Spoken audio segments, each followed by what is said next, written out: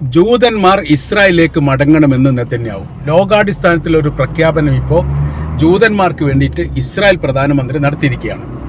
അവർ പറയുന്ന കാര്യം, ലോകത്തെ ഏക രാഷ്ട്രമാണ്, ജൂതരാജ്യമാണ് ഇസ്രായേലുള്ളത്. അവിടെ നിന്ന് പരമാവധി ആളുകളെല്ലാം യുദ്ധവുമായിട്ട് ബന്ധപ്പെട്ട് മറ്റ് ലോകരാജ്യങ്ങളിലേക്ക് കുടിയേറിയിട്ടുണ്ട്. അത് ഒരു ഉചിതമായിരിക്കുന്ന രീതിയോ ശരിയോ അല്ല. സ്വന്തം ദേശത്തേക്ക് മടങ്ങിയിട്ട് ഇവിടെ ഒരു സംരക്ഷണ ഭിത്തി ഉയർത്തിയിട്ടില്ലെങ്കിൽ ജൂതരാഷ്ട്രം ഇല്ലാതാകും. നമ്മൾക്ക് ചുറ്റും അതിശക്തരായിരിക്കുന്ന മുസ്ലിം രാഷ്ട്ര ശത്രുക്കൾ നിലനിൽക്കുന്നു. അപ്പോൾ അവരുടെ ഇടപെടലുകൾ ഭാവിയിൽ ജൂതരാജ്യത്തെ ഇല്ലാതാക്കുന്നിടത്തേക്ക് കാര്യങ്ങൾ എത്തുമെന്നുള്ളതാണ്. നമ്മൾക്കറിയാം, നമ്മൾ വലിയൊരു യുദ്ധമുഖത്താണുള്ളത്. 2 വർഷമായി യുദ്ധത്തിലാണ്. ശത്രുക്കെതിരെ വലിയ മുന്നേറ്റം ഉണ്ടാക്കാൻ സാധിച്ചിട്ടുണ്ടെങ്കിലും വിജയിക്കാൻ സാധിച്ചിട്ടില്ല. ഈ വിജയിക്കാൻ സാധിക്കാത്തത് നമ്മളെ സംബന്ധിച്ചിടത്തോളം വലിയ രീതിയിലുള്ള ഒരു പ്രയാസമാണ്, വലിയ രീതിയിലുള്ള ഒരു സങ്കടകരമായിരിക്കുന്ന കാര്യമാണ്. അതോടനുബന്ധിച്ച് തന്നെയാണ് പല ജൂത പൗരന്മാരും രാജ്യത്തിൽ നിന്ന് അപ്രത്യക്ഷമായിരിക്കുന്നു എന്നുള്ള വിവരങ്ങൾ ഇപ്പോൾ റിപ്പോർട്ടായിട്ട് പുറത്തു വന്നതിൻ്റെ അടിസ്ഥാനത്തിൽ ലോകാടിസ്ഥാനത്തിലുള്ള ജൂതന്മാർ എന്ത് ചെയ്യണം? ഏകോപിക്കുകയും സംഘടിക്കുകയും ചെയ്തുകൊണ്ട് ജൂതരാജ്യത്തേക്ക് മടങ്ങണം. ഇവിടെ സുരക്ഷിതത്വം തീർക്കാൻ വേണ്ടിയിട്ടും സംരക്ഷണം തീർക്കാനും തീർച്ചയായിട്ടും തങ്ങൾ തയ്യാറാണ്. രാജ്യത്തിൻ്റെ സമ്പത്തുമായി ബന്ധപ്പെട്ട കാര്യത്തിൽ പോലും പൗരന്മാരുമായിട്ട് അത് ഇടപെടൽ നടത്താൻ, അതായത് അത് ഉദ്ദേശിക്കുന്ന കാര്യം ഇങ്ങനെയാണ് എന്ന് അതിൻ്റെ റിപ്പോർട്ടിൻ്റെ ഭാഗമായിട്ട് പറയുന്നു. അഥവാ വിദ്യാഭ്യാസ, സാമൂഹിക മേഖലകളിൽ, തൊഴിൽ മേഖലകളിൽ, വീടുമായിട്ട് ബന്ധപ്പെട്ട, വാഹനങ്ങളുമായിട്ട് ബന്ധപ്പെട്ട കാര്യത്തിലൊക്കെ വലിയ രീതിയിലുള്ള സഹായം തീർച്ചയായിട്ടും ഇസ്രായേൽ സർക്കാർ ജനങ്ങൾക്ക് വേണ്ടി ചെയ്തു നൽകുന്നതാണ്. അപ്പോൾ അതുകൊണ്ട് എന്ത് ചെയ്യണം? ഇവിടേക്ക് മടങ്ങി വരണം. മടങ്ങി എത്താത്തൊരു സാഹചര്യങ്ങൾ ഉണ്ടായിക്കഴിഞ്ഞാൽ ഭാവിയിൽ അത് വലിയ രീതിയിലുള്ള വിഷയമായിട്ട് തീരുകയും നമ്മുടെ സ്വപ്നങ്ങളും നമ്മുടെ ആഗ്രഹങ്ങളും ഇല്ലാതാകുന്ന ഒരു സ്ഥിതിയിലേക്ക് കാര്യങ്ങൾ എത്തുകയും ചെയ്യും.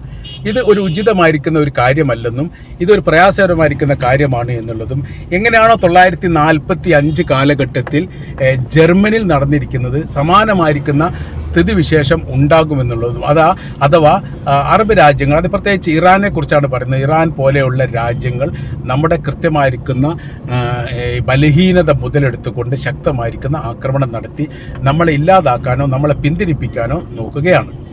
അങ്ങനെ വരുന്ന സമയത്ത് ജർമ്മനിയിൽ നിന്ന് എങ്ങനെയാണോ ആട്ടിത്തെളിക്കപ്പെട്ടത് ജൂത വിഭാഗം, സമാനമായ രീതിയിൽ തെളിക്കപ്പെടുകയും ഇല്ലാതാവുകയും ചെയ്യും.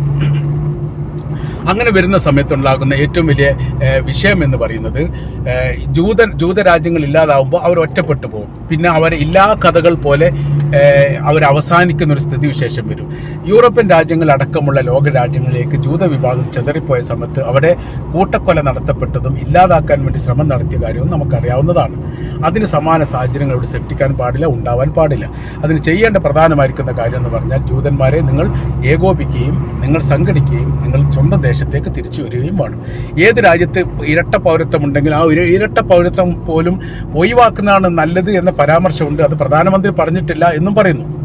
അപ്പോൾ ഇവിടെ ഇപ്പോൾ ഏറ്റവും വലിയ വിഷയം എന്ന് പറഞ്ഞാൽ, ഇസ്രായേൽ എന്ന് പറയുന്ന രാജ്യം എല്ലാ സമയത്തും ഒരു യുദ്ധ മുഖത്താണ് നിലനിൽക്കുന്നത്. ഏത് സമയം ആക്രമിക്കപ്പെട്ടേക്കാം. അതിനുള്ള സംവിധാനങ്ങളൊക്കെ തൊട്ടടുത്ത അയൽ രാജ്യങ്ങൾ സ്വരൂപിച്ചിരിക്കുന്നു. അവരൊക്കെ ഏകോപിച്ചിരിക്കുന്നു. ഈ ഏകോപനം നമ്മൾക്ക് ഭാവിയിൽ വലിയ രീതിയിലുള്ള വിഷയങ്ങളും പ്രശ്നങ്ങളും ഉണ്ടാക്കുമെന്ന കാര്യത്തിൽ യാതൊരു സംശയവുമില്ല. ഇസ്രായേലിൻ്റെ തന്ത്രപ്രധാനമായിരിക്കുന്ന നഗരങ്ങളിൽ പോലും ജനങ്ങൾ സുരക്ഷിതരല്ല എന്നൊരു പേടി നിലവിൽ ഇസ്രായേലി പൗരന്മാർക്കുണ്ട്. ഇത് ഇസ്രായേലി ഗവൺമെൻറ്റിന് ആശങ്കയുണ്ടാക്കുന്ന കാര്യമാണ്. മുൻപത്തിൽ നിന്നും വളരെ വ്യത്യസ്തമാണ് ഇപ്പോഴത്തെ അവസ്ഥകളും നിലപാടുകളും സാഹചര്യങ്ങളും. അഥവാ സുരക്ഷിതത്വം എന്ന് പറയുന്ന ഒരു സംവിധാനത്തെക്കുറിച്ച് എല്ലാ കാലത്തും ഈ ഇസ്രായേലിനെ സംബന്ധിച്ചിടത്തോളം അവർക്ക് യാതൊരു നീരസമോ പ്രയാസമോ ഉണ്ടായിരുന്നില്ല. 1967 അറബ് ഇസ്രായേൽ യുദ്ധവുമായിട്ട് ബന്ധപ്പെട്ട പരാമർശത്തിൻ്റെ ഭാഗത്തു കൂടി ഇത് കാണുന്നുണ്ട്. ആ രാജ്യത്ത് ജീവിക്കുന്ന ഏകദേശം 75-80% ജൂത പൗരന്മാരും ഈ യുദ്ധവുമായിട്ട് ബന്ധപ്പെട്ട് അറിഞ്ഞതുപോലുമില്ല. അത്ര സൈനികർ വളരെ കൃത്യതയോടുകൂടി ഈ വിഷയം കൈകാര്യം ചെയ്യാനും യുദ്ധ സാഹചര്യങ്ങളിൽ അതിജീവനം നടത്താൻ വേണ്ടി സാധിച്ചു. ജനങ്ങൾ പോലും യഥാർത്ഥത്തിൽ അറിയാത്ത രീതിയിലാണ് ഈ യുദ്ധത്തിൽ വിജയം ഇസ്രായേൽ സർക്കാരിന് ഉണ്ടാക്കിയത് എന്ന് ചുരുക്കം. എന്നാൽ ഇപ്പോൾ 2023 ഒക്ടോബർ 7-ാം തീയതിയുള്ള ഹമാസ് ആക്രമണം ഇതിൽ നിന്ന് വളരെ വ്യത്യസ്തവും വളരെ വിഭിന്നവുമാണ്. കാര്യമെന്ന് പറയുന്നത്, നിസ്സാരമാക്കപ്പെട്ട ഒരു സൈനിക ട്രൂപ്പുമായിട്ട് കഴിഞ്ഞ 2 വർഷമായി ഏറ്റുമുട്ടിക്കൊണ്ടിരിക്കുന്നു എന്ന് മാത്രമല്ല, ഇറാൻ എന്ന് പറയുന്ന രാജ്യത്തെ ഇസ്രായേൽ ആക്രമിച്ചത് മണ്ടത്തരമായിരിക്കുന്ന ഒരു നടപടിയായിപ്പോയി എന്ന അഭിപ്രായം കൂടിയുണ്ട്. കാര്യമെന്ന് പറയുന്നത്, ഇറാൻ എന്ന് പറയുന്ന രാജ്യത്തെ വളരെ ചെറുതാക്കിയിട്ടും അവരെ നിസ്സാരവൽക്കരിച്ചും നമ്മൾക്ക് പിടിച്ചു നിൽക്കാൻ പറ്റുമായിരുന്നു. എന്നാൽ ഇസ്രായേലിനെ ആക്രമിച്ചതോടുകൂടി അവരുടെ സൈനികപരമായിരിക്കുന്ന ബലവും ശക്തിയും ഇസ്രായേലിലെ ജനങ്ങൾക്കുണ്ടായിരിക്കുന്ന ഭയപ്പാട് വളരെ വളരെ വലുതാണ്. അവർ പറയുന്നു ഇറാൻ ഏത് സമയത്തും ആക്രമിച്ചേക്കാം. നമ്മുടെ പ്രതിരോധ സംവിധാനം അയൺ ഡോം ആണെങ്കിലും അമേരിക്കൻ്റെ പ്രതിരോധ സംവിധാനമായിരിക്കുന്ന ആരോ 3 ആണെങ്കിലും ഇതുകൊണ്ടൊന്നും പ്രതിരോധം ഉണ്ടാക്കാൻ സാധിക്കാത്ത വിധമാണ് ഹൈപ്പർസോണിക് മിസൈലിൻ്റെ ആക്രമണം ഇറാൻ്റെ ഭാഗത്തുനിന്നുണ്ടായത്.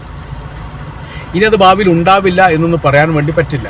കാര്യമെന്ന് പറയുന്നത് വളരെ കൃത്യതയോടുകൂടി ഇറാൻ പറഞ്ഞിരിക്കുന്ന കാര്യത്തിന് ഒരു മറുപടി പറയാൻ പോലും ഇസ്രായേൽ സാധിച്ചിട്ടില്ല എന്നുള്ളതാണ്. ഭൂപടത്തിൽ നിന്ന് ഇസ്രായേലിനെ ഇല്ലാതാക്കുക എന്നുള്ളതാണ് തങ്ങളുടെ ലക്ഷ്യമെന്നും അതിനുള്ള എല്ലാ പ്രവൃത്തി കാര്യങ്ങളൊക്കെ തങ്ങൾ ആരംഭിച്ചിട്ടുണ്ട്, എല്ലാവിധ സൈനിക സംവിധാനങ്ങൾ തങ്ങൾ ഒരുക്കിയിട്ടുണ്ട്, അതിനുള്ള ആയുധ പ്രഹര ശേഷി തങ്ങൾക്കുണ്ട്, പ്രതിരോധ സംവിധാനങ്ങൾ തങ്ങൾക്കുണ്ട് എന്നൊക്കെ നിരന്തരം ഇസ്രായേൽ പ്രസിഡന്റും ഇസ്രായേലിൻ്റെ പ്രധാനമന്ത്രിയും ആവർത്തിച്ച് പറയുന്നതിന് ഒരു കൃത്യതയോടുകൂടിയുള്ള ഒരു മറുപടി പറയാൻ വേണ്ടി ഇസ്രായേൽ സാധിക്കുന്നില്ല എന്ന് പറയുന്നത് അതിൻ്റെ അർത്ഥം അവരെ പ്രതിരോധിക്കാൻ നമുക്ക് സാധിക്കില്ല എന്ന് തന്നെയാണ്. ഈ ഒരു സാഹചര്യമൊക്കെ ഈ ജനങ്ങൾക്കുണ്ടാക്കിയിരിക്കുന്ന ഭയപ്പാട് ചെറുതല്ല. മാത്രമല്ല ഇസ്രായേലിൻ്റെ സൈന്യത്തിൽ ചേരുക എന്നുള്ളത് അവരുടെ വേദഗ്രന്ഥ പ്രകാരം വളരെ നിർബന്ധമായിരിക്കുന്ന ആവശ്യമുള്ള കാര്യവും ഈ 2 ലോകത്തും ഇവിടെയും പരലോകത്തും അതിന് വലിയ രീതിയിൽ ഗുണമുണ്ടാകും എന്നതിനാൽ പരമാവധി അവിടുത്തെ ജനങ്ങൾ സ്ത്രീകളും പുരുഷന്മാരും ഇത്ര വർഷം സൈനിക സേവനം നടത്തണം എന്നുള്ള ഒരു നിയമം കൂടി അവിടെ ഉണ്ട്. നിയമത്തിന് അനുശാസിക്കുന്നില്ലെങ്കിൽ പോലും അത് അനിവാര്യമാണ് എന്നുള്ളത് അവർ വിശ്വസിക്കുന്നു, അവരങ്ങനെ കരുതുകയും ചെയ്യുന്നു.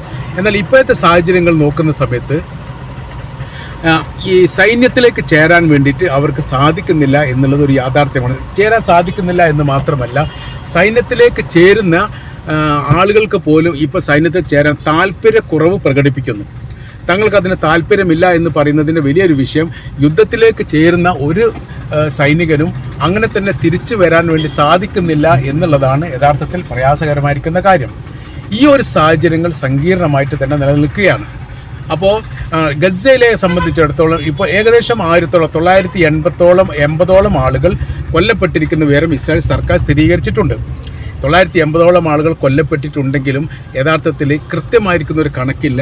ഗസയിലേക്ക് യുദ്ധത്തിന് പോയ പല സൈനികരെ കാണാത്തതും അതോടൊപ്പം തന്നെ ഹമാസിൻ്റെ ആളുകളോ മറ്റോ പിടികൂടിയവരുടെ ബോഡിയോ അല്ലെങ്കിൽ അവരെ കുറിച്ചുള്ള വിവരങ്ങളോ ഇപ്പോഴും പുറത്തു വന്നിട്ടില്ല.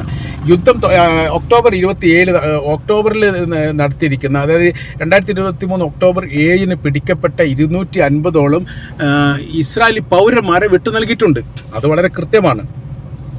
എന്നാൽ ഈ വിട്ടു നൽകപ്പെട്ട ഇസ്രായേലി സൈനികർക്ക് പുറമെ യുദ്ധവുമായിട്ട് ബന്ധപ്പെട്ട് പിടികൂടപ്പെട്ട ഇസ്രായേൽ സൈനികരെക്കുറിച്ചോ അതുമായി ബന്ധപ്പെട്ട കാര്യത്തെക്കുറിച്ചോ യാതൊരു വിവരവും പുറത്തു വന്നിട്ടില്ല. അഥവാ ഇസ്രായേൽ സൈന്യത്തെ സംബന്ധിച്ചിടത്തോളം അവരിപ്പോഴും പലരും ഹമാസിൻ്റെ കൈവശത്തിലുണ്ട് എന്നാണ് അനുമാനം. ഇതും ഭയപ്പാടുണ്ടാക്കുന്ന കാര്യമാണ്. മാനസികപരമായിരിക്കുന്ന വിഭ്രാന്തിയോ പ്രയാസങ്ങളോ ഉള്ളവരാണ് 25% ഇസ്രായേലി സൈനികരും ഗസയിലുള്ളവർ എന്ന റിപ്പോർട്ട് പുറത്തു വന്നു. അങ്ങനെ വരുന്ന സമയത്തുള്ള ഒരു വിഷയം എന്ന് പറയുന്നത് റിസൈൻ ചെയ്തുകൊണ്ട് തങ്ങൾ ഈ ജോലിക്കോട് താല്പര്യമില്ല എന്ന് പറഞ്ഞിട്ട് എഴുതി കൊടുത്തവർ വളരെ വളരെ കൂടുതലാണ്. അതിന് യഥാർത്ഥത്തിൽ അംഗീകാരങ്ങൾ കിട്ടിയിട്ടില്ല എന്നുള്ളതാണ് മനസ്സിലാക്കാൻ വേണ്ടി പറ്റുന്നത്. ഇങ്ങനെ സങ്കീർണമായിരിക്കുന്ന കുറേ വിഷയത്തിൻ്റെയും പ്രശ്നത്തിൻ്റെ ഇടയിലൂടെ നടന്നു പോകുന്നതിനിടയിലാണ് ഇപ്പോൾ ഒരു ഉത്തരവ് വന്നിരിക്കുന്നത്. ജൂത വിഭാഗങ്ങൾ ഒന്നടങ്കം തന്നെ ഇസ്രായേലിലേക്ക് മടങ്ങണം എന്ന തരത്തിൽ. എന്നാൽ ഇസ്രായേലിലെ പൗരന്മാരെ സംബന്ധിച്ചിടത്തോളം അവർക്ക് ഇത് ഒരു യാഥാർത്ഥ്യമായിരിക്കുന്ന ഒരു വിഷയമായിട്ട് അവരിതിനെ പരിഗണിക്കുന്നില്ല. ഇത് വലിയൊരു വിഷയവും പ്രശ്നവുമായിട്ട്